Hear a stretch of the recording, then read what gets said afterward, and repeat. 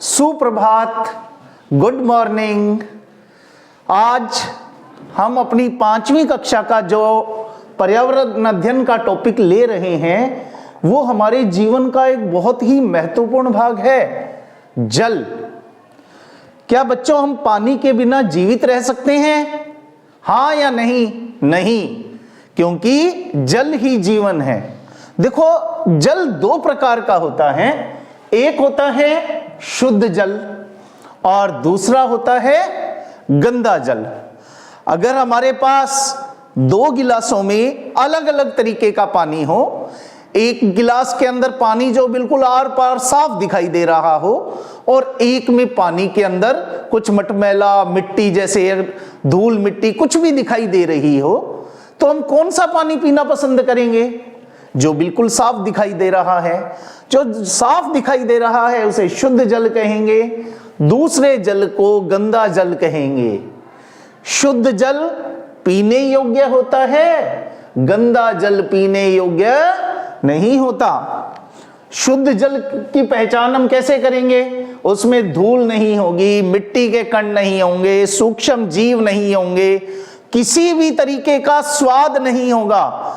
शुद्ध जल स्वादहीन होगा, रंगहीन होगा, गंधहीन होगा, सूक्ष्म जीव नहीं पाए जाएंगे, धूल मिट्टी के कण नहीं पाए जाएंगे।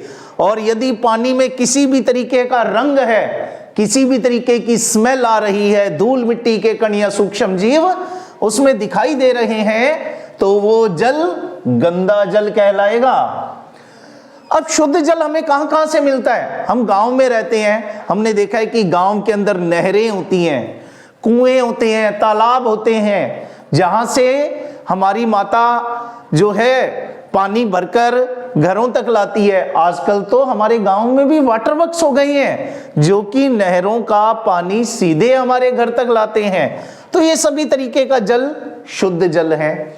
लेकिन जो हमारे घर के बाहर गंदी नाली बनी हुई है या कहीं पे कोई खड्डे में पानी इकट्ठा हो गया, जैसे कोई पोखर हो गया या जो गांव में जोहड़ होता है, वहां जो ठहरा हुआ इकट्ठा पानी है उसके अंदर मिट्टी भी जमा हो जाएगी, सूक्ष्म जीव भी पैदा हो जाएंगे, बदबू भी आएगी। ऐसा जल गंदा जल कहलाता है। शुद्ध जल जिसका हम उपयोग करते हैं रोग नहीं फैलाता, लेकिन गंदा जल अनेक प्रकार के रोग फैलाता है। क्या हम जानते हैं कि गंदे जल से कौन कौन से रोग हो सकते हैं? देखो, पानी हमने मुंह से पिया और पानी गया पेट में। पेट से संबंधित जितनी भी बीमारियां हैं वो गंदे जल से फैलती हैं। इसके अंदर उल्टी, दस्त, हैजा, पेचिस और पेट से होने वाली अनेक बीमारियां इसी गंदे जल से होती हैं। इसलिए पानी को पीते समय हमें ये ध्यान रखना चाहिए, जल पूरी तरह शुद्ध हो, यानी ना कोई रंग हो, ना कोई गंध हो और ना ही उसमें कोई धूल मिट्टी के कण या सूक्ष्म जीव मिले हों। अब हमें कैसे पता लगेगा कि जल शुद्ध है या नहीं?